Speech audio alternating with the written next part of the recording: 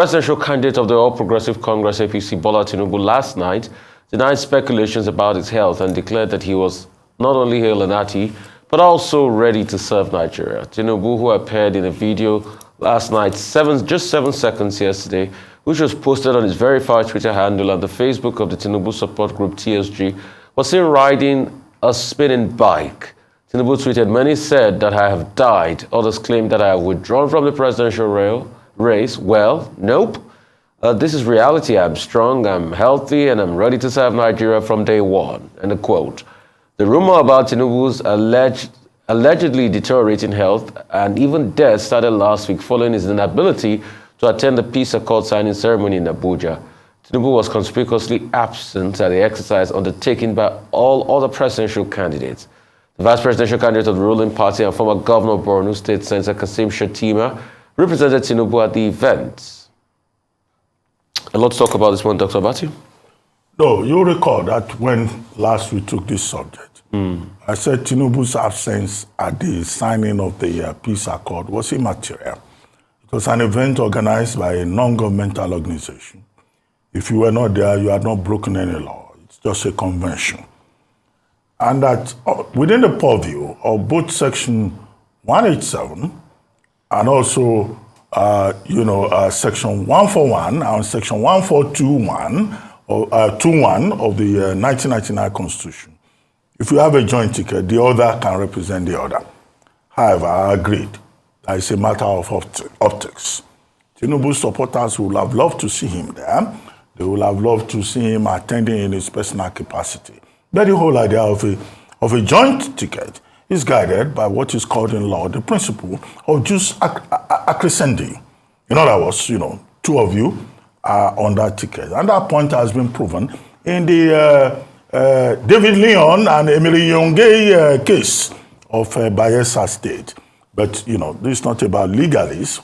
What we're dealing with right now is that, Bola Ahmed Tinubu, who is said to be in London, Bayo Ononuga says, he works 24 hours. He's now gone on a bike to show that he's fit and capable. And the question that Nigerians should ask is, why is riding a bike such a big issue in Nigerian politics? I hope we won't get to a stage whereby people will be showing pictures of their ability in the other room to prove to us that they are healthy enough to lead Nigeria. After all, in 2014, 2015, even President Jonathan, who went on a jog, around Abuja, where President Jonathan was also shown on the bike and he was also shown doing exercises. And just sincerely, was part of that run. I don't know whether I will try that kind of jogging at this moment. But the reason, of course, is that the health of the leader of Nigeria, of whoever becomes president, has become an issue since the days of President Umaru Musa Yar'Adua. And now we have reached a stage, that, look, it's not just the law saying that you have to be fit to be able to do the job, because it's a difficult job. You must also demonstrate it. So we are now at a point where questions are being raised about the health of our political leaders. But the only caveat that I would like to put here is that, look, we are all human beings. It's only God that determines who is healthy, who is not healthy. After all, President Buhari came there. He spent almost a whole year in and out of hospital. But look at the man now. He's sprinting up and down, even in the last moments. But there were many who wrote him off just on the basis of health. So Nigerians, they want a healthy leader. And here is Asiwaju Bola Ahmed Tinubu. Say, I'm fit, I'm healthy, I'm good, I'm on a bike, I'm exercising and all that. The way the matter is going, because I also saw the PDP presidential candidate yesterday dancing to Davido's music. Don't be surprised. This season film drama, as you and Tundu MK Abiola call it, don't be surprised if tomorrow they show us footages from the other room, and we will not be surprised. But I hope it will not get to that ridiculous point. Concerning this, Tinubu not attending the signing ceremony of the peace accord is very, very bad optics. it shows that Nigerians are not being taken seriously. I understand the point that, yeah, there's nothing legally backing him and all the legalese. But you see, the job to be president of Nigeria is serious business. You want to be ready on day one. You want to be seen signing peace accords. You want to be seen leading the line. Apart from any legalese, it is bad optics, and it's made a lot of Nigerians scared, and we can't deny that. A video coming out of somebody riding a bike, anybody can ride a spinning bike. I'm not moved by people dancing or riding spinning bike. They should release their health records. Let us see. And Nigerians have a right to know. Dr. Pati, I'm sure you remember the campaign trail leading on to President Musa Yar'Adua's elections. His health was raised. There was a story about him, his health failing. And you remember that famous call. Umoru, are you sick? No, I'm not sick. But we remember what happened after that call. How the health concern of Umoru Musa Yar'Adua was raised. But he got into office and he cost this nation's taxpayer a lot of money as regards his health before he finally... You remember before he died. You see, I'm not moved by optics of people riding or dancing or anything. I'm moved about the issues. You remember before he died that the BBC was said to have interviewed him. And he granted the 3-4 minutes interview. I can't remember how many minutes, so I can't even state now. I've even forgotten. But he spoke on the BBC World Service. I'm okay, I'm fine. I'll be back to Nigeria soon. And that was the last we heard. And you remember what happened now? How the airport lights were turned off. And how he was brought in hurriedly. How some religious leaders said they went to see him and they prayed for him that he's getting better. A couple of days after he passed.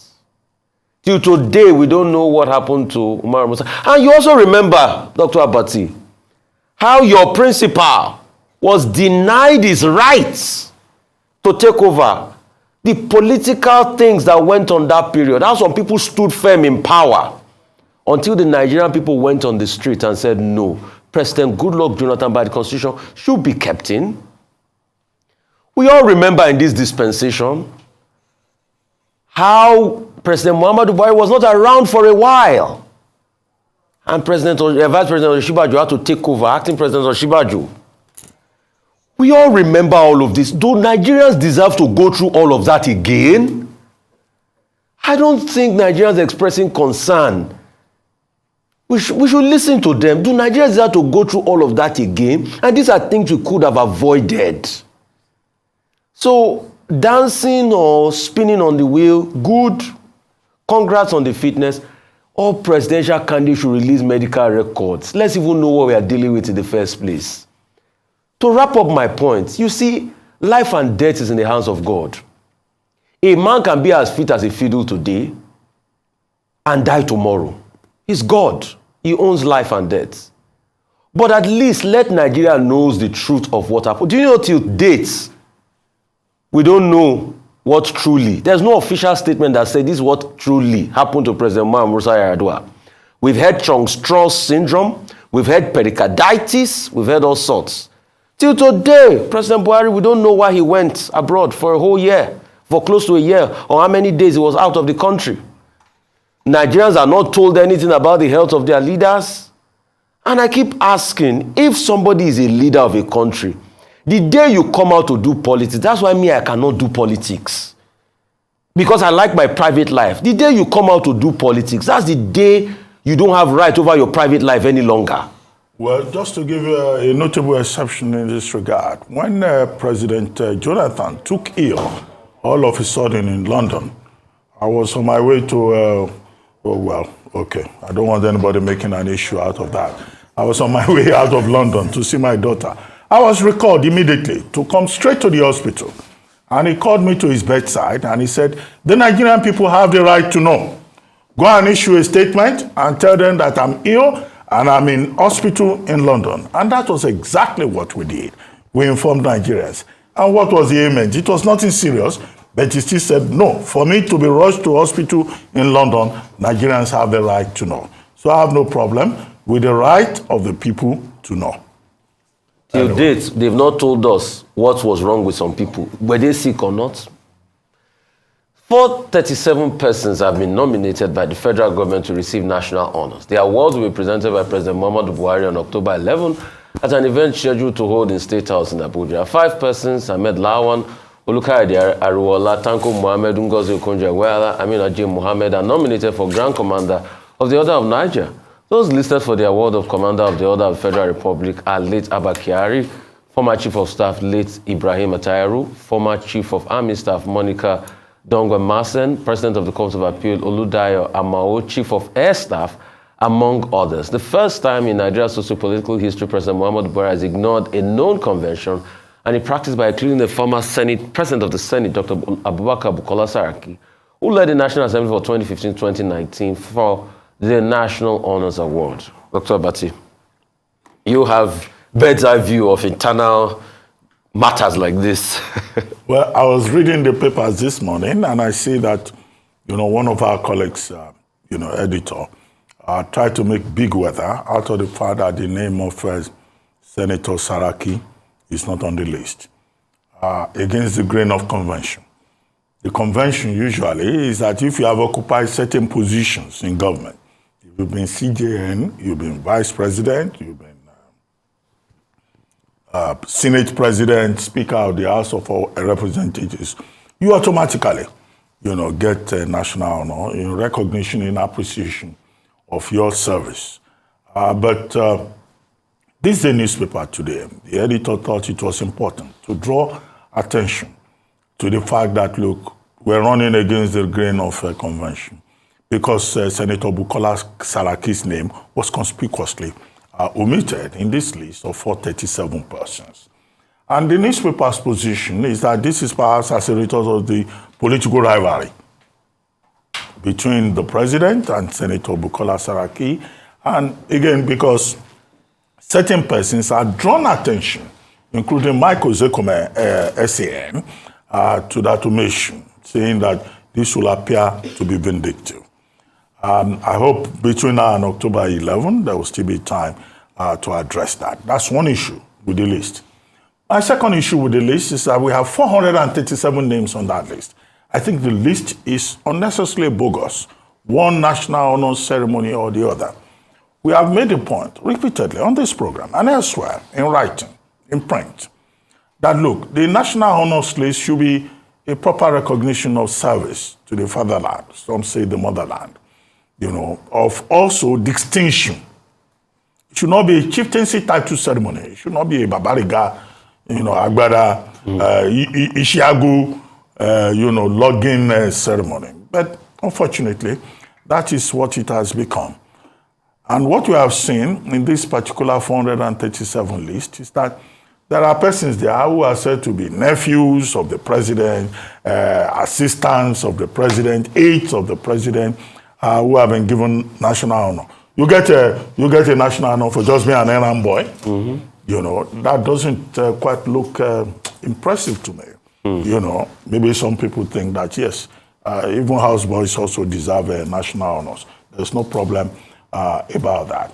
The third point to note in this national honors list is the fact that certain awards are given posthumously.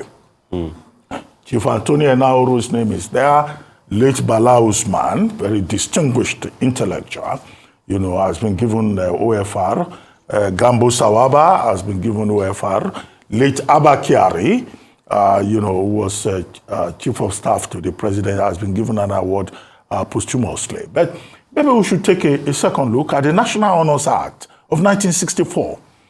Because I recall that at some point, the argument was posed that, look, the national honors is not awarded posthumously. But we are seeing, the Buhari administration, changing that without necessarily reviewing the National Honors Act. Maybe we need to take a look at the National Honors Act. But I'll double check, to see whether there's indeed been an omission in that regard or not. But I recall that, the committee on national honors, there's usually a committee that advises the president.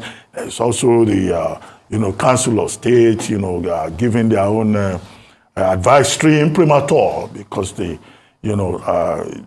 body does not dictate to the president.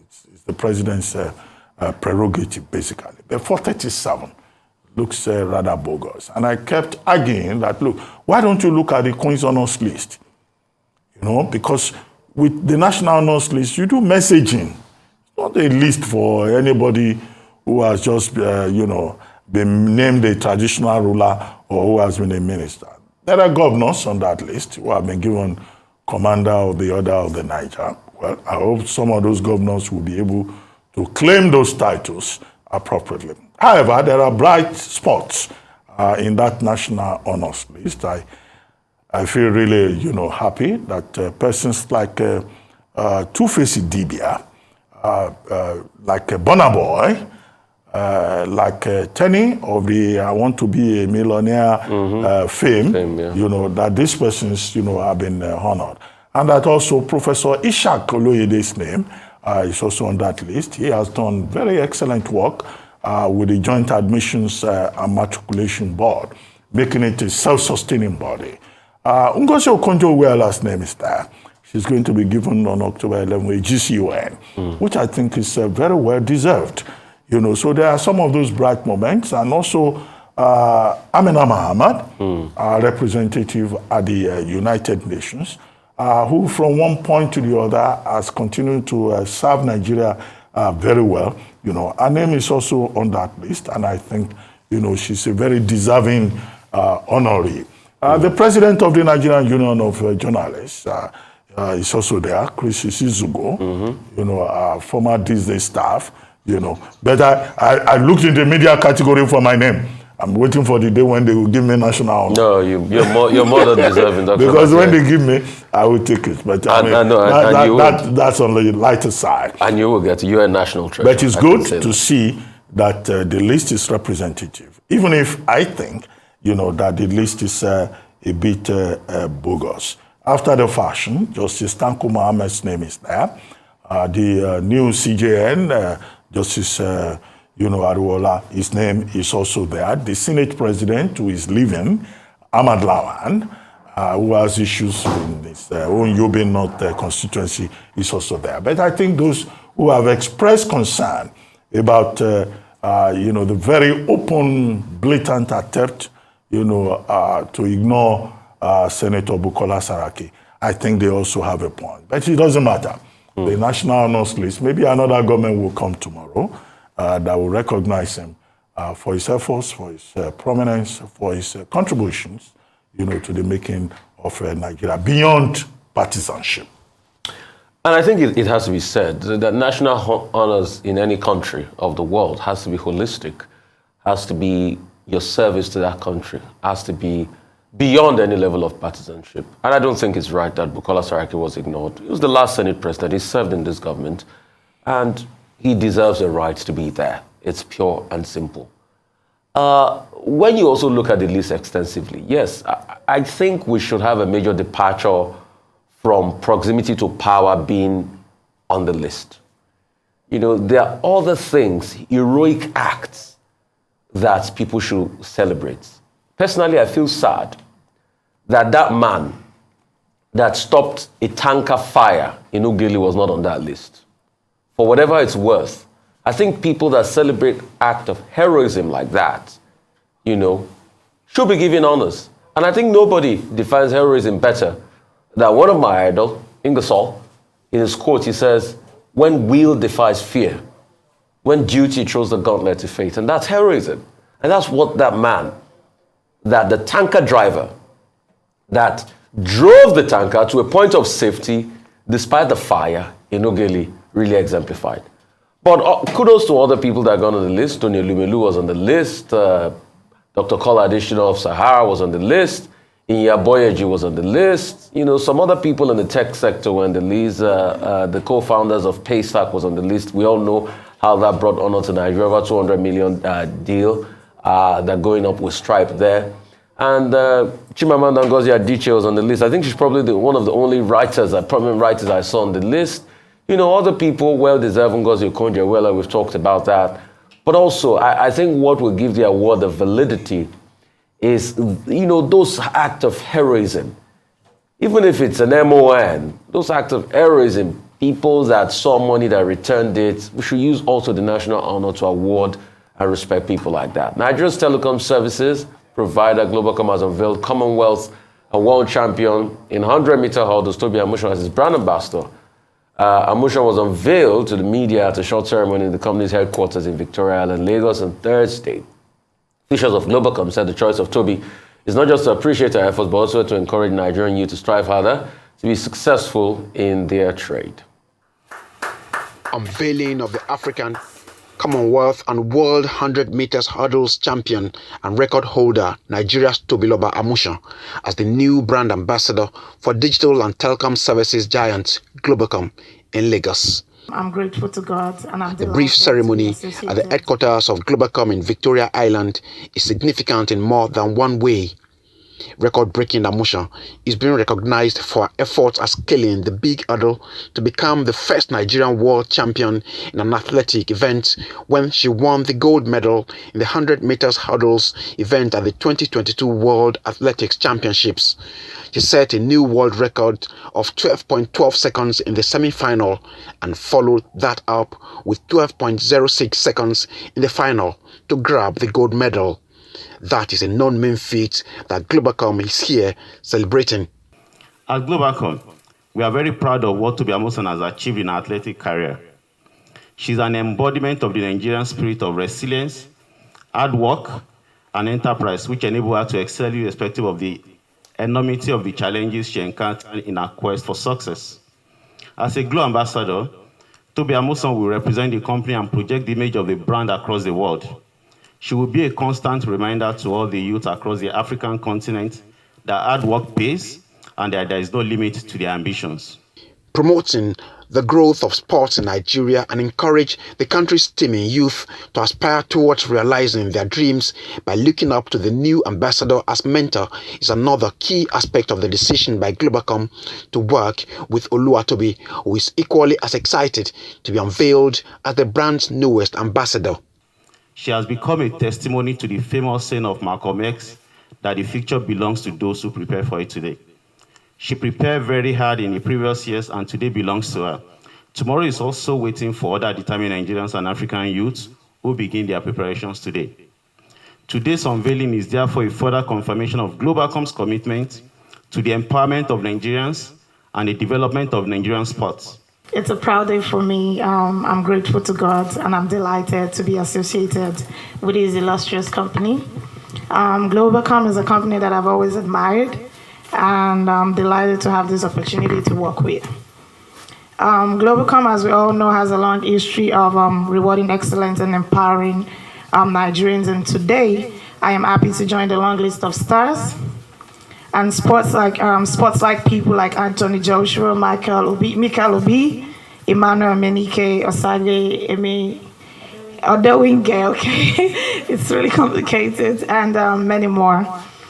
As a global ambassador, I hope to mentor and inspire younger people to achieve their goals. I am proud to be associated with Glo and also be its brand ambassador. Globacom promises to stop at nothing in encouraging Nigerian talents such as Tobi's in the sports world, where it has already established its hold, just like it has in the Nigerian entertainment sector, another area where Nigerians are setting the standard. Tokumbo Oyetunji, Arise News, Lagos. All right, that's all on news headlines.